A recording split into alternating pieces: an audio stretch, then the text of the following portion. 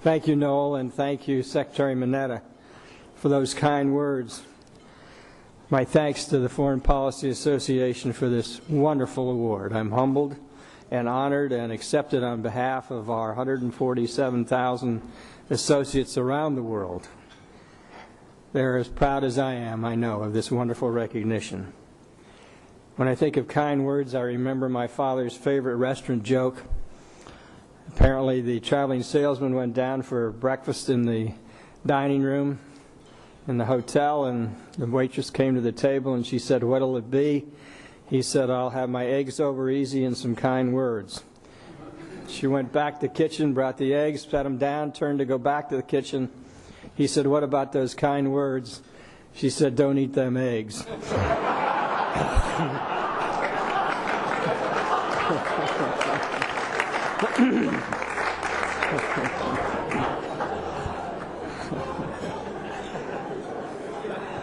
Thank you.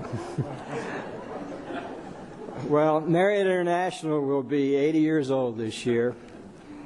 And since the very beginning, when my mom and dad opened an A&W root beer stand in Washington, D.C., we knew how important it was to train and give opportunities to our associates. My folks built the business on the foundation of take good care of the associates, and they'll take good care of the customer, and the customer will come back. This philosophy has been the prime reason for the success of our company, particularly as we've grown around the world. When we opened our first Asian hotel in Hong Kong in 1989, all of our competing hotels were working their employees 6 days a week. We decided to schedule our associates for 5 days. We guaranteed them the same hours per week as they were getting for 6, but they got a whole day off. We hired some really great people from our competitors, and for years we had the lowest employee turnover of any hotel in Hong Kong.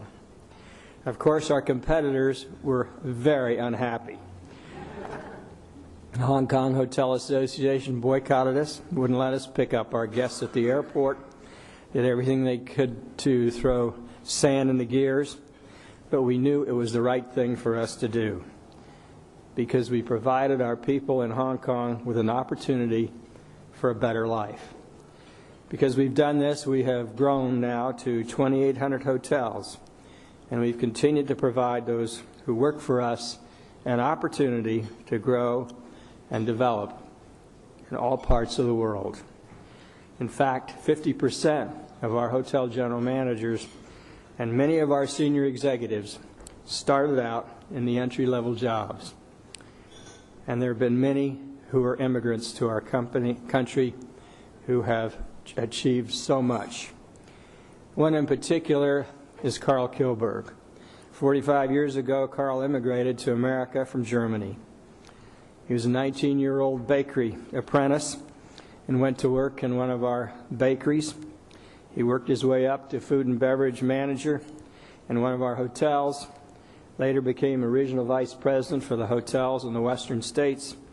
Today, he is executive vice president and has total operating responsibility for all of our hotels on the European continent, a region that generates more than $1 billion a year in sales. Today in America, there seems to be a troubling debate about our immigrant workforce. In my opinion, and I think I'm pretty well backed up by my peers in the lodging industry, we would be simply out of business without access to willing immigrant workers.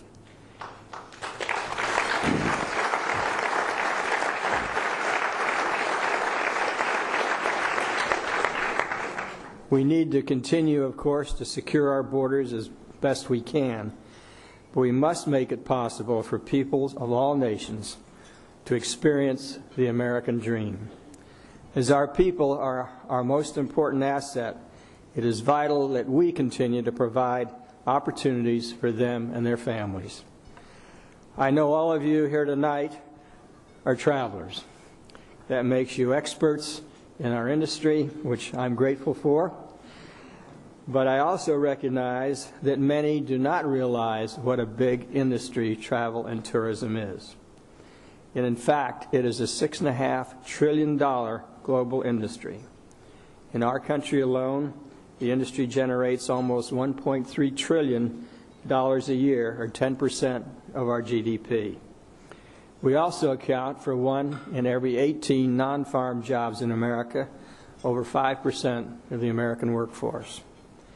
This dynamic global industry has grown about 30% over the past 10 years, mostly because everybody seems to be traveling, thank goodness, and the emerging middle classes in China, India, and Eastern Europe are beginning to explore the world.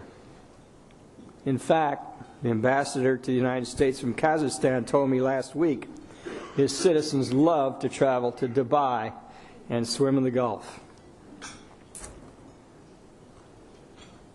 But at the same time, America's piece of the world travel and tourism pie has shrunk from 9% to 6%. I'm very concerned about this trend and loss of market share. Nobody can stay in business if they continue to lose market share. I'm concerned because we are doing so little to reverse the trend. I am concerned because the weak dollar makes America a great bargain for our visitors, and they're not coming like they should.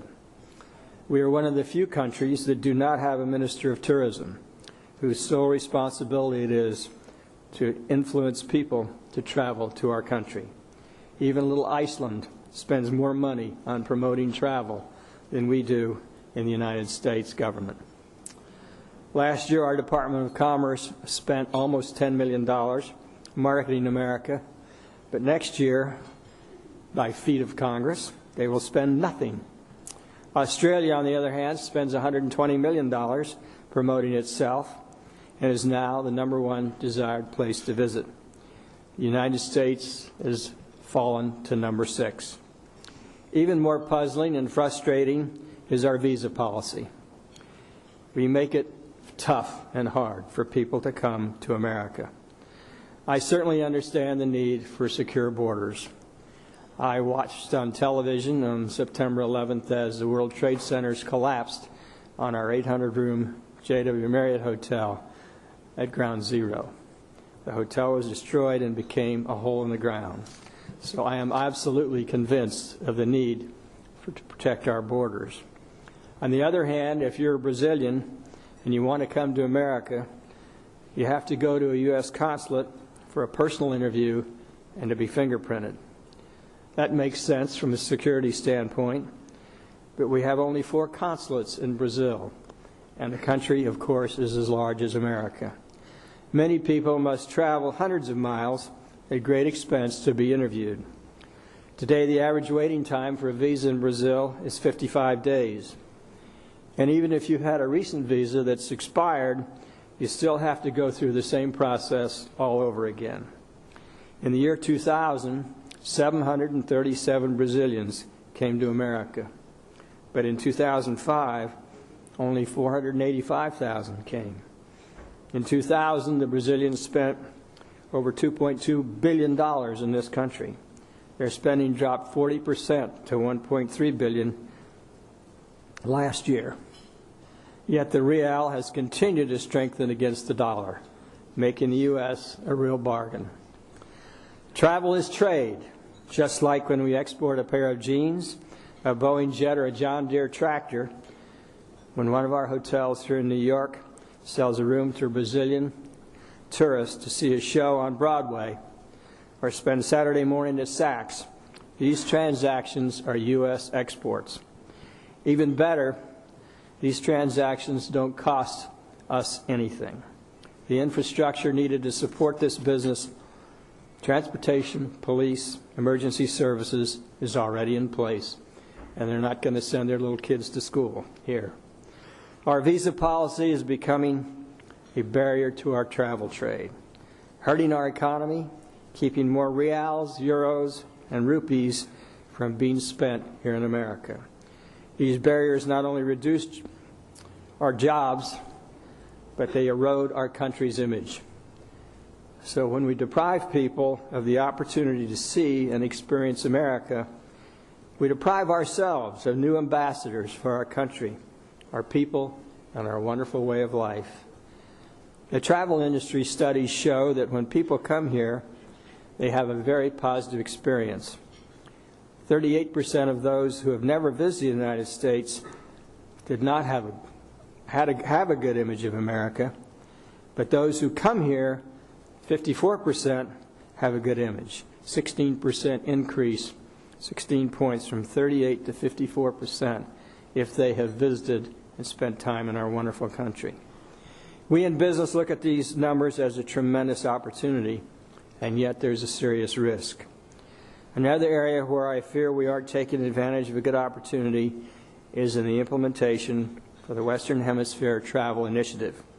Many of you probably are not familiar with this, but it creates new rules that will require all travelers, including all of us U.S. citizens who travel to and from Canada, Mexico, and the Caribbean, to have a passport or a special ID card in order to enter or re-enter the United States. So when you travel from Detroit to Windsor, you can't get back into the United States from Canada without a passport or a special ID card. While I understand and support the security intent, I have serious concerns that our government hasn't made enough progress in implementing the program or communicating with our traveling public. They haven't been collaborating with the other countries that will be impacted, like Mexico and Canada, our two biggest tourism trading partners. And Homeland Security and State have got to get started because the new rules begin taking effect January 1 of 2007, and the program is fully implemented by January 1 of 2008. Needless to say, this initiative is not helping our image or our relationships or our future tourism dollars. I talked earlier about America's declining market share of travel dollars and the impact on the economy. We must be mindful if we let our image as a country continue to deteriorate, so will our opportunities for development overseas. In the last 10 years, for instance, our company has tripled in size. Today, 1/4 of our 2,800 hotels are outside of America. Today, we do business in 66 countries, and our success depends on developing and running great hotels. But it's also driven by the power of being an American brand. We manage and we franchise hotels. We don't own them. And the people who do own them are attracted to American brands. These are local investors in places like London, Paris, Dubai, Mumbai, Moscow, Beijing, and Shanghai, putting hundreds of millions of dollars at stake and at risk, banking on the value of American brands.